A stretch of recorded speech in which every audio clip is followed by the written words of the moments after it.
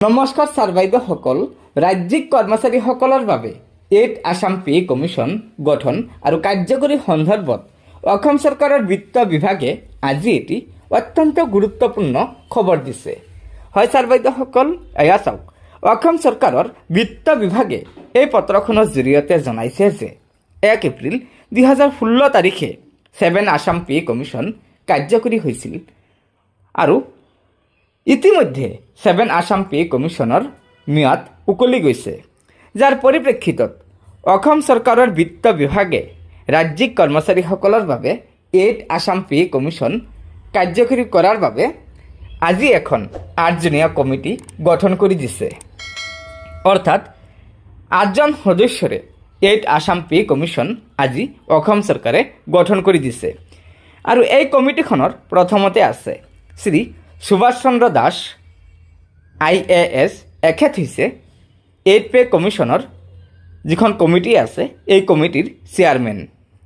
2 নম্বৰত আছে senior most secretary personal department, এখেত হৈছে কমিটিখনৰ মেম্বাৰ। 3 নম্বৰ আছে senior most secretary ARTPPG department, এখেত হৈছে কমিটিখনৰ সদস্য। 2 নম্বৰ আছে senior most secretary finance department, member. 3 number আছে LR কাম commissioner and special secretary judicial department, এখেত হৈছে কমিটিখনৰ মেম্বাৰ। 1 নম্বৰত আছে স্পেচিয়েল ডাইৰেক্টৰ ফাইনেন্স বাজেট ডিপাৰ্টমেণ্টৰ, এখেত হৈছে কমিটিখনৰ মেম্বাৰ। 2 নম্বৰত আছে প্ৰফেচাৰ ৰাতুল মহন্ত গুৱাহাটী ইউনিভাৰ্চিটি, এখেত হৈছে কমিটিখনৰ স্পেচিয়েল ইনভাইটি।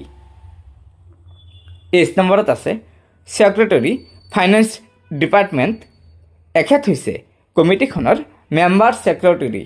অৰ্থাৎ এই উক্ত 8জন সদস্যৰে 8 আছাম পে কমিশ্যন অসম চৰকাৰৰ বিত্ত বিভাগে গঠন কৰি দিছে।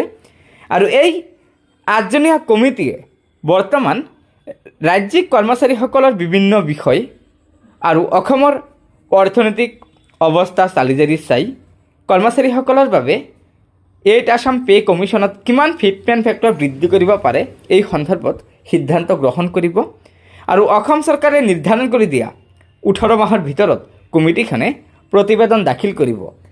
ইয়াত উল্লেখ কৰি দিছে যে কমিটিখনে যিমান শীঘ্ৰে পাৰে এই প্ৰতিবেদন অৰ্থাৎ 8 আছাম পে কমিশ্যনৰ প্ৰতিবেদন দাখিল কৰিব লাগে। যদি অসম চৰকাৰে ইয়াৰ ম্যাদ বৃদ্ধি কৰে তেন্তে ইয়াৰ কথাটো সুকীয়া হ'ব। গতিকে ছাৰ বাইদেউসকল, আপোনালোকে নিশ্চয় জানিব পাৰিলে যে অসম চৰকাৰৰ বিত্ত বিভাগে আজি 8 পে কমিশ্যন গঠন কৰি দিয়াৰ এখন নিৰ্দেশনা জাৰি কৰিছে। আৰু এই কমিটিখনে সকলো দিশ চালিজাৰি চাই ফিটমেণ্ট ফেক্টৰ কিমান বৃদ্ধি কৰিব পাৰে এই সন্দৰ্ভত অসম চৰকাৰক ৰিকমেণ্ডেশ্যন দিব, অৰ্থাৎ পৰামৰ্শ আগবঢ়াব। আৰু সেই পৰামৰ্শ মতেই অসম চৰকাৰে 8 পে কমিশ্যন কাৰ্যকৰী কৰিব। গতিকে ছাৰ বাইদেউসকল, এয়া নিশ্চয় ৰাজ্যিক কৰ্মচাৰীসকলৰ বাবে এটি অত্যন্ত গুৰুত্বপূৰ্ণ খবৰ হয়। সেয়েহে লগৰ বন্ধুবৰ্গক ভিডিঅ'টো শ্বেয়াৰ কৰি আজিৰ এই গুৰুত্বপূৰ্ণ খবৰটো শ্বেয়াৰ কৰি জনাই দিব।